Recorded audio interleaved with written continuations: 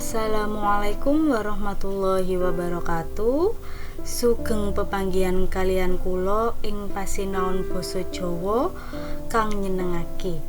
Wonten mriki wonten tulodo teks cerita cekak utawi cekak kanthi ira-iraan atus keringet. Ing sawijining dina ana kulawarga cacahe 3 kang manggon ana ing desa Sidomukti. Ibune kang duweni jeneng Bu Siti, Eka nalika anak pambarep lan Sita nalika anak wuragil. Eka ana ing bangku SMA lan Sita ana ing bangku SMP. Kulawarga iki wis ditinggal marang bapake suwene wis 3 taun. Mula Bu Siti iki diarani Rondo 3 taun. Bapake seda amarga ketiban kayu nalika kerja dadi tukang. Bu Siti adus keringet kanggo nyekolahake anak-anake.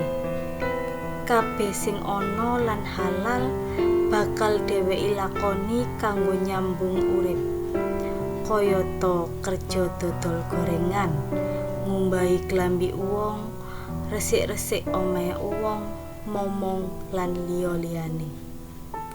Bu Siti ora rabi maneh masih ana sing nyenengi. Amarga dheweke isih durung bisa lali marang bojone sing wis seda. Dheweke wis ora mikirno lanangan maneh, amarga mung pengin anak-anake dadi wong kang sukses. Bu, kula dipun dhawuhi Bu Rani, amargi dereng bayar sekolah. Niki sampun 3 sasi dereng bayar, Bu. Menawi mboten bayar, kula mboten saged tumut ujian. Ujianipun sampun minggu benjing.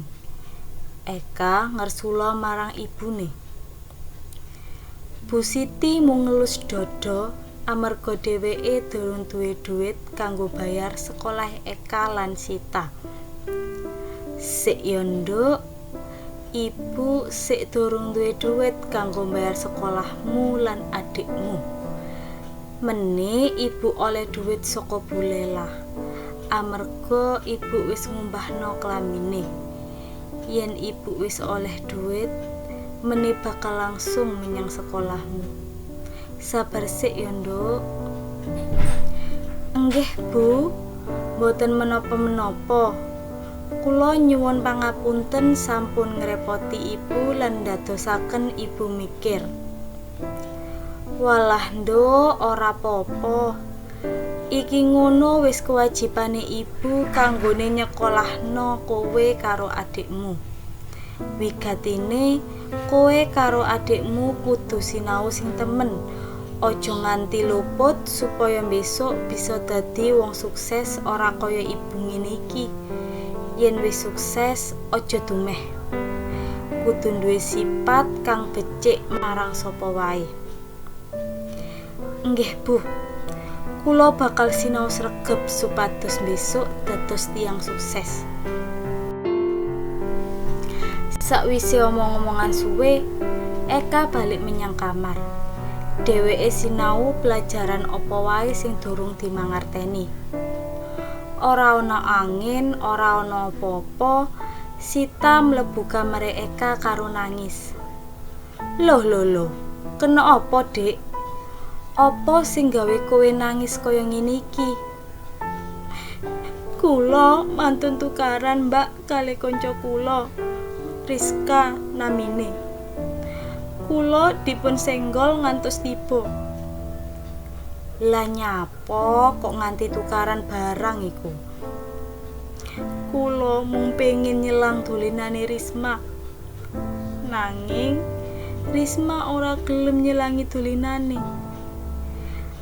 Kandhane kula niki wong ora duwe, ora pantes dolinan kaya sing dituweni Risma, Mbak. Banjur kok tukaran nganti tiba iki piye? Nggih. Amargi dolinane dak rebut. Kula mung pengin ngampil mawon. Walah, Dik, nyoh kene. Wangsulane Eka karo ngrangkul lan gelo atine ndeleng adike kepingin banget karo dolinan sing diduweni kancane, nanging ora bisa tuku. Sakwise iku, Eka lan Sita keturon ana ing kamare Eka. Dina sabanjure diwiwiti karo ati sing rada sedih. Nanging Eka lan Sita tetep budal sekolah lan tetep giat kanggo golek ilmu. Eka lan Sita nduweni cita-cita sing dhuwur. Eka kepingin dadi dokter gigi lan Sita kepingin dadi polisi. Nanging wong loro iki ana rasa kurang percaya amarga ndeleng kahanan keluargane sing diomong isih kurang. Eka lan Sita iku siswa sing pinter ana ing kelase. Saben taun mesti dadi juara 1. Ora ana sing bisa ngalahno Eka lan Sita ning sekolahane. Ndeleng anake sing mari cerita karo nangis wingi, Bu Siti nalika ibune Eka lan Sita adus keringet golek penggawean kanggo bayar sekolah lan nyenengake anak-anake. Sadurunge budal kerja, dheweke diparani marang Bu Lela amarga Bu Lela menehi bayaran kanggo Bu Siti sing wis ngumbahno klambi-klambine Bu Lela lan kulawargane.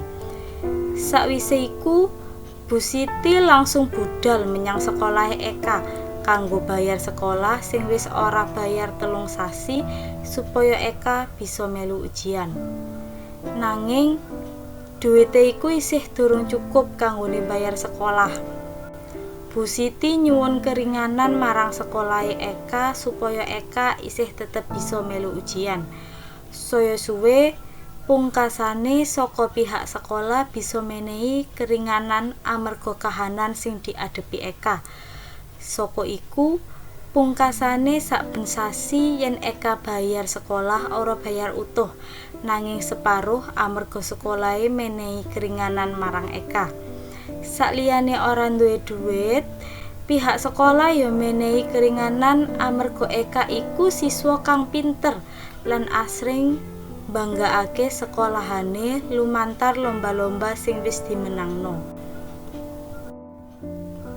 Saya suwe Bu Siti ngadegno warung cilik saka duwit-duwit sing disisihno sithik-sithik saka rekosane nyambut gawe sing dilakoni.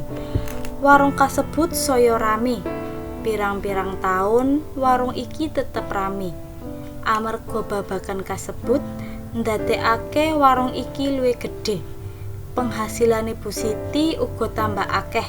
Uripe wis ora kaya dhisik maneh. Sakbagian duwite disumbangno ing panti asuhan sing ana ing sakcedhake omah. Saka iki Bu Siti ya bisa mujudake cita-cita anak-anake. Eka bisa dadi dokter gigi lan Sita uga bisa dadi polisi. Nanging kulawargane iki tetep nduweni sipat kang becik, ora tau dumeh, tetep apik maring sapa wae.